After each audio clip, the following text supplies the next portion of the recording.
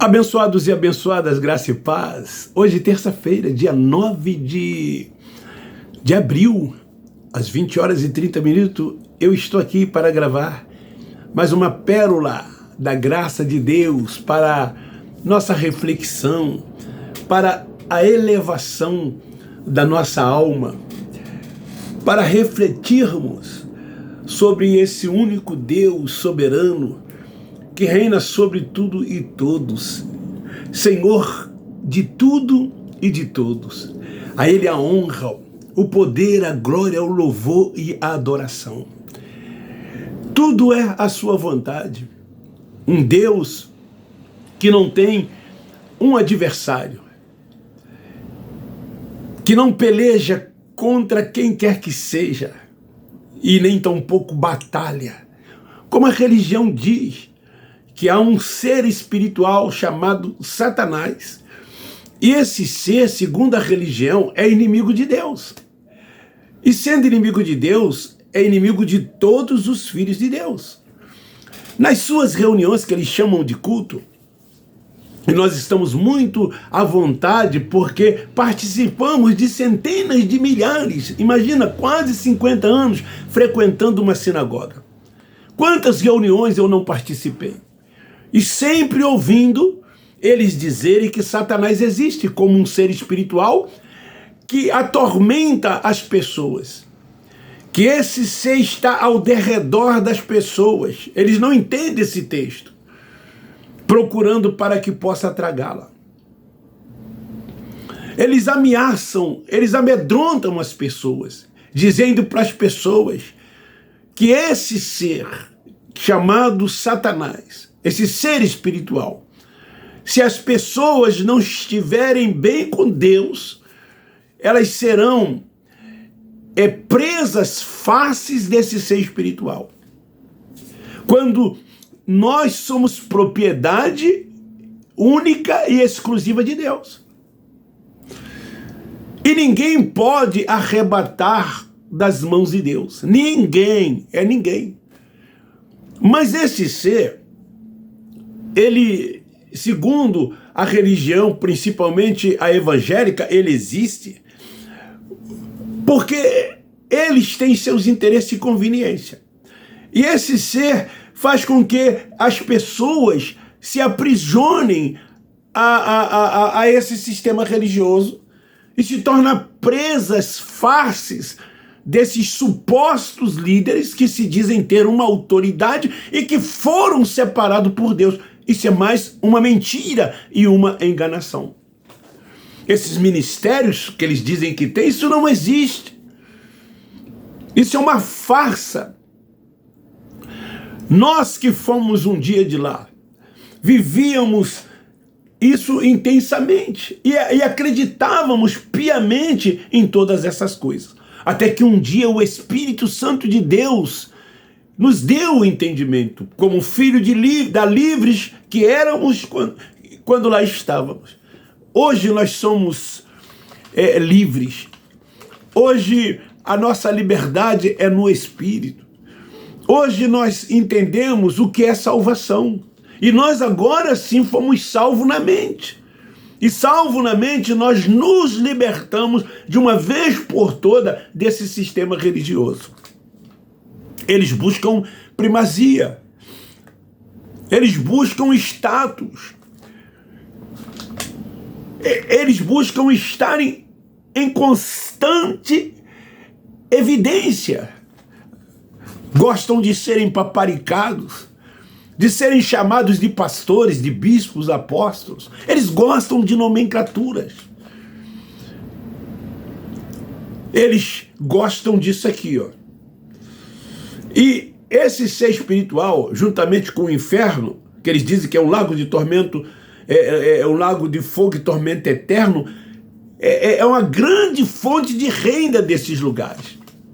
Eu tenho uma mensagem que eu falo 4 itens ou 4 coisas que levam as pessoas a se tornarem membros da sinagoga. Uma delas é essa: Satanás como ser espiritual, o diabo como um lago de fogo, o inferno como um lago de fogo e tormento eterno, a morte e o devorador. Porque eles chamam os não dizimistas de roubadores, de ladrões. Aí eles pegam um texto lá de Apocalipse, que o Apocalipse não tem nada a ver. Tudo no Apocalipse se cumpriu, tudo no Apocalipse foi para um aion, para as 7 igrejas da Ásia, para a grande tribulação que estava por vir, o juízo que estava por vir. Mas eles dizem que ali ainda vai acontecer.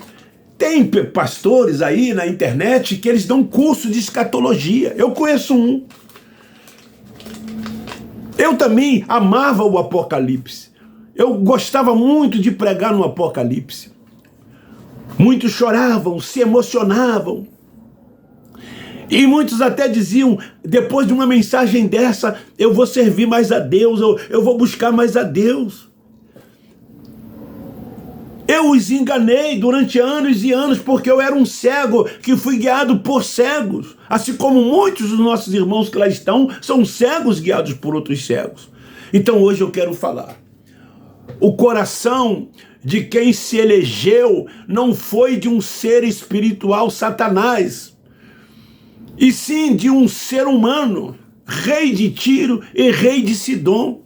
A religião mente quando diz, aqui no livro do profeta Isaías, no capítulo 14, e Ezequiel capítulo 28, que é Satanás.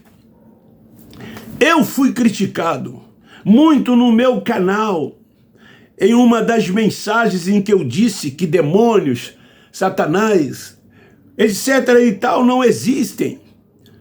Eu gravei uma vez um vídeo respondendo a um irmão que era religioso evangélico, que esse diabo que eles dizem que tentou a Jesus não era esse ser espiritual. E essa pessoa ficou revoltada, ficou chateadíssima, porque ela pegou esse texto do livro histórico de Mateus, do capítulo 4, para justificar a existência do diabo, como muitos fazem. É comum quando a gente toca nesse assunto, principalmente pessoalmente, as pessoas dizem logo Mateus capítulo 4. E o diabo que tentou Jesus? Como que ele não existe? Se Jesus foi tentado pelo diabo. Acontece que o sistema ensina que ele existe e que ele veio e que ele é um ser espiritual e que vive para atormentar as pessoas e que esse ser no mundo espiritual é uma criatura supostamente que foi um anjo caído e aí então virou diabo, aí então virou Satanás, porque como anjo ele estava competindo com o Criador. Ele queria o poder que era do único Deus soberano e verdadeiro. É assim que eles dizem, é assim que eles ensinam, até que foi lançado dos céus, segundo eles, e aí se tornou esse ser espiritual. Então eles usam o capítulo 28 de Ezequiel e também o capítulo 14 de Isaías, a fim de criar uma ideia que ali foi a origem desse ser espiritual. É ali que eles fundamentam, Ezequiel 28, Isaías 14, para justificar essas narrativas, essas mentiras, esses enganos ensinados por eles, que Satanás é um ser que foi lançado dos céus, é um ser caído. Se esse ser espiritual que eles afirmam existir é verdade, eu pergunto, Judas era diabo? Como está escrito em João capítulo 6, versículo 70? Se ele era diabo, como ele pode ser o diabo, um ser espiritual, se ele era humano? Quando Jesus o chamou de diabo, Jesus não estava se referindo a esse ser espiritual.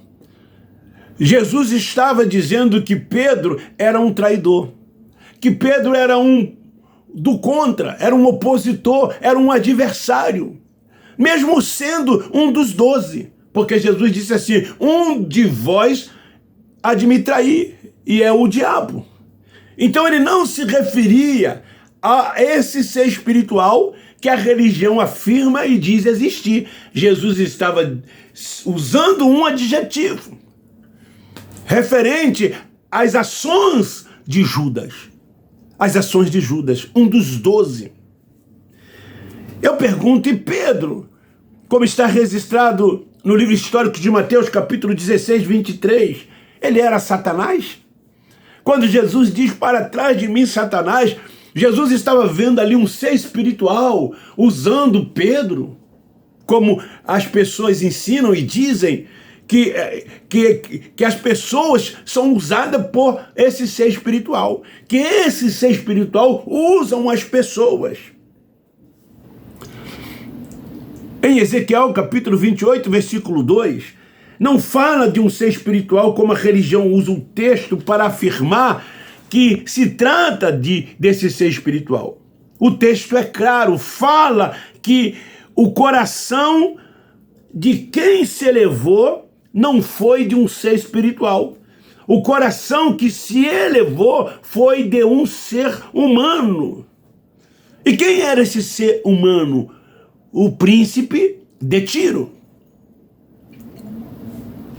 Muitos e muitos conservadores relacionam o príncipe de Tiro com Satanás. Quando começam a ler o capítulo 28 de Ezequiel. Lá está dizendo, sendo tu homem e não Deus, olha, denotam que esta é uma referência a um príncipe humano e não a Satanás. Sendo tu humano, um homem e não Deus. Tiro e Sidom está dizendo tanto em Ezequiel quanto em Isaías que Tiro e Sidom eles iriam cair.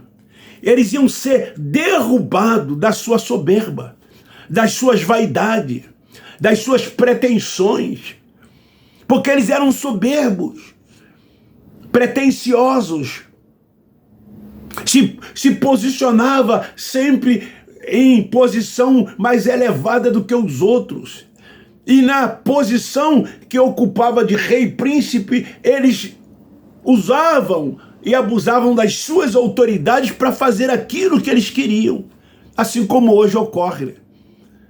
E que nós estamos vendo isso acontecer, tanto no sistema político quanto no sistema religioso. Muitos desses homens que se dizem pastores, bispo, apóstolo, uma liderança, eles usam de suas autoridades para fazerem o que bem entendem, o que bem querem.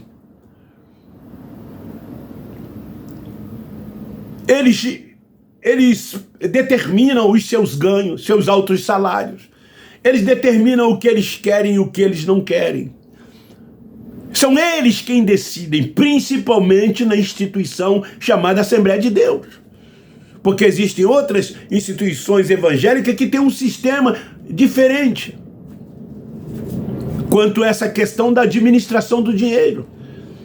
Nas Assembleias de Deus, nas igrejas neopentecostais, os donos do dinheiro são os seus líderes, principalmente os principais líderes. Aquilo ali funciona como uma empresa.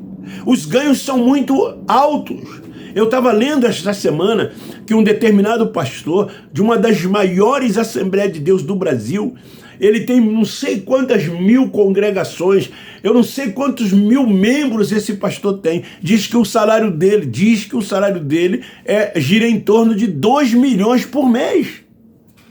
Quanto que não deve faturar, arrecadar essa instituição da Assembleia de Deus? Quantos não devem arrecadar? Então eles se colocam nesses patamares. São eles quem decidem, são eles quem agem, são eles quem fazem o que querem fazer. E as pessoas se submetem a essas lideranças. Os até veneram, exaltam-os, defendem-os, chamam-os de anjos de igreja, chamam-os de profeta e de ungidos de Deus. Eu vou preparar uma mensagem sobre o que significa ser ungido de Deus, para mostrar a verdade que está naquele texto ali, porque os próprios liderados atribuem aos seus líderes, porque acreditam naquilo que eles fazem.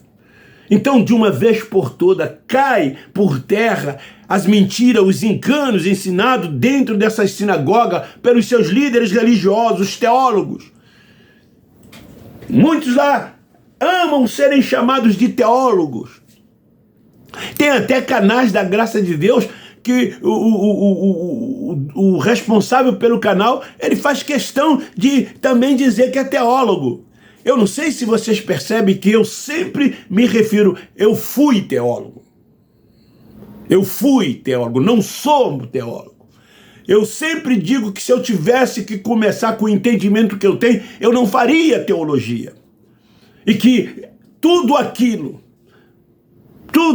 para mim, hoje não serve para nada.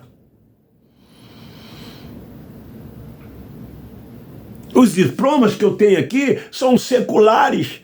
Sim, tem também na área teológica, mas está aqui como enfeite, não fui nem eu que coloquei, por mim eu nem colocaria. Por mim eu nem colocaria, quem colocou foi a minha filha e minha esposa quando arrumou o escritório. Está aqui, mas eu nem estou aí para isso.